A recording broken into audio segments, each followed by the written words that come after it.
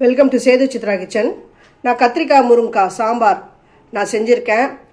ரொம்ப அட்டகாசமாக இருக்கும். நீங்கள் இதை செஞ்சிங்கன்னா இந்த வீடே கம்மன்னு அப்படி மணக்கும். இந்த சாம்பார் மணம் அது எப்படி எந்த விதத்தில் செய்யணும் எல்லாமே இந்த வீடியோவில் கிளியராக சொல்லியிருக்கேன். நீங்கள் ஸ்கிப் பண்ணாமல் பார்த்தீங்கன்னா தான் உங்களுக்கு தெரிய வரும். வாங்க வீடியோக்குள்ளே போகலாம். இந்த கத்திரிக்காய் முருங்கைக்காய் சாம்பார் அது பண்ணுறதுக்கு நான் வந்து 1/4 கப் தான் தோரம்பருப்பு எடுத்திருக்கேன். இந்த தோரம்பருப்பை நல்லா வாஷ் பண்ணிவிட்டு வெயிலெலாம் காய வச்சுருக்கிற தோரம்பருப்பு தான். இதை பாருங்கள், நல்லா க்ளீனாக இருக்குது. இதில் அப்படியே தண்ணி விட்டு ஒரு 3-4 விசில் விட போகிறேன். அதுக்கு முன்னாடி என்னென்ன சேர்க்கணும் எல்லாத்தையும் நான் சொல்கிறேன். இப்போ இந்த பருப்பு மூழ்கிற அளவுக்கு நான் தண்ணியை சேர்த்துட்றேன். மஞ்சப்பொடி, இந்த கட்டி பெருங்காயத்தை கரைச்சி விட்டுருந்தேன் அந்த தண்ணி, நல்லெண்ணெய் 1 ஸ்பூன். இப்போ ஒரு கரண்டி விட்டு நல்லா கலந்துக்கோங்க. இப்போ இதை மூடி போட்டு ஒரு 3-4 விசிலுக்கு விடுங்க. வெயிட் சேர்த்துக்கிறேன். இந்த சாம்பார் பண்ணுறதுக்கு தேவையான காய்கறிகள்லாம் பாருங்கள். கத்திரிக்காய் எடுத்திருக்கேன், வெங்காயம், தக்காளி, பச்சை மிளகா ஒரு 3 நம்பர் எடுத்திருக்கேன், கொத்தமல்லி, கருவேப்பிலை, முருங்கைக்காய், மாங்காய். இதை போட்டு நான் சாம்பார் பண்ண போகிறேன். அது எப்படி எந்த மெத்தடில் பண்ணுறேன்னு பாருங்கள். இப்போ இந்த காய்கறிகள்லாம் கட் பண்ணி எடுத்துன்னு வந்துடுறேன். காய்கறியெல்லாம் நான் கட் பண்ணி வச்சுட்டேன். கத்திரிக்காய், மாங்காவையும் கட் பண்ணி வச்சுட்டேன். அடுத்த ஸ்டெப் என்னன்னு பார்க்கலாம். அடுப்பை ஆன் பண்ணிட்டேன். பாத்திரத்தை வைக்கிறேன். ஃபஸ்ட்டு தாளிச்சிக்கணும். எண்ணெய் கொஞ்சம் விடுறேன்.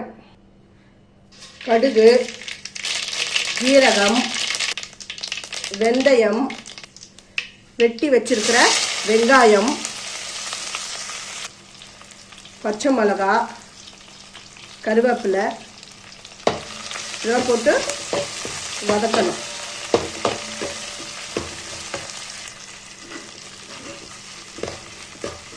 இப்போ சோம்பு ஒரு 1/2 ஸ்பூன் போட்டுக்கோங்க. இப்போ வெட்டி வச்சிருக்கிற தக்காளி இதில் சேர்த்துடுறேன். ஃபஸ்ட்டு என்னுடைய வீடியோவை பார்க்குறவங்க சப்ஸ்கிரைப் பண்ணலைன்னா சப்ஸ்கிரைப் பண்ணுங்கள், ஆல் அண்ட் ஆஃப்ல தொடுங்க. அப்போ தான் நான் போகிற ஒரு வீடியோவுடைய நோட்டிஃபிகேஷன் உங்களுக்கு காட்டும். உங்களுக்கும் யூஸ்ஃபுல்லாக இருக்கும். உங்களுக்கு பிடிச்சிருந்தா உங்கள் ஃப்ரெண்ட்ஸுக்கும் நீங்கள் ஷேர் பண்ணி விடுங்க. இப்போ தக்காளி ஓரளவுக்கு வதங்கின உடனே வெட்டி வச்சிருக்கிற கத்திரிக்காய், முருங்காயை இதில் சேர்த்துடணும். சேர்த்துட்டு இது நல்லா வேக விடணும். இதுலேயே கொஞ்சம் வதக்கி விடுங்க. இதில் ஒரு அரை பங்காவது இது வேகணும். இந்த கத்திரிக்காய் கொஞ்சம் அந்த நேரம் கொஞ்சம் சேஞ்ச் ஆகட்டும். அடுப்பை சின்னதாக ஆக்கிட்டேன். இது வேகட்டும்.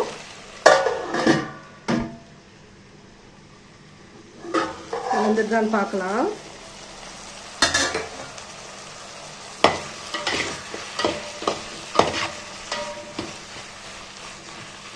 இந்த கத்திரிக்காய் ஓரளவுக்கு இந்த கலர் சேஞ்ச் வருது.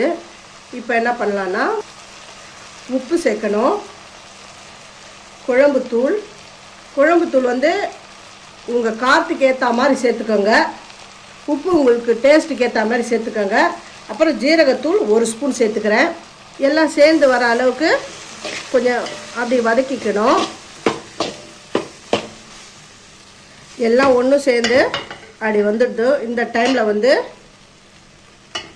தண்ணி இது மூழ்கிற அளவுக்கு நல்லா தண்ணி விட்டுக்கோங்க.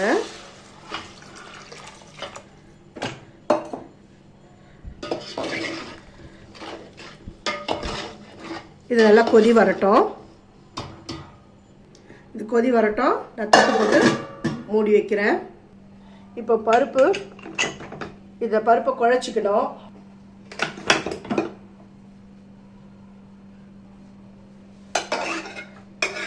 பருப்பை நல்லா மத்து போட்டு கடைஞ்சிக்கலாம். இப்போ புளி இதை பாருங்க கொஞ்சமாக தான் போடணும். ஏன்னா நம்ம மாங்காய் போடுறோம், தக்காளி போடுறோம். அதனால் புளியோடைய அளவை குறைச்சிக்கணும். இந்த புளி தண்ணியை அப்படியே ஊற விட்டுடணும். இப்போ எப்படி வெந்திருக்குன்னு பார்ப்போம்.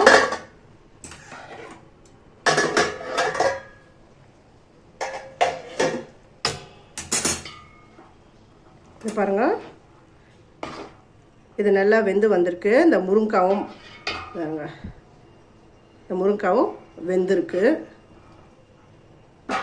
இந்த டைமில் வந்து நம்ம கடைஞ்சி வச்சுருக்கிற அந்த பருப்பை இதில் விட்டுடணும். அந்த குக்கரில் விட்டுன்னு இருக்கிற அந்த பருப்பெலாம் தண்ணி விட்டுருக்கேன். இப்போ உப்பு உடைய திட்டத்தை பார்த்துக்கோங்க. இது நல்லா கொதி வரணும். நல்லா கொதி வந்துடுது.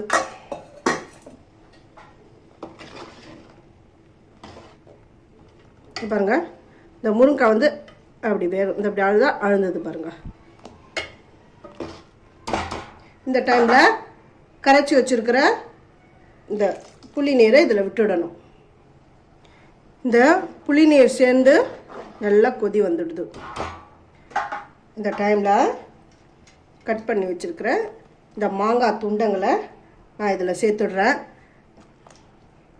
இந்த மாங்காய் வந்து இந்த குழம்பு வந்து அந்த ஹீட்டாக இருக்கும்பொழுதே அது வந்து நல்லா வெந்துடும். அதனால தான் கடைசியில் சேர்க்கணும். இது எல்லாமே சேர்ந்து வந்துடுச்சு. வெல்லம் வந்து ஒரு சின்ன ஒரு துண்டு சேர்க்குறேன். இந்த கொத்தமல்லி தடைகளை அப்படி தூவி இறக்கிடுறேன். அவ்வளோதான், சாம்பார் ரெடி ஆகிடுது. கத்திரிக்காய் முருங்கைக்காய் சாம்பார் ரெடி ஆகிடுது. தேங்க்யூ.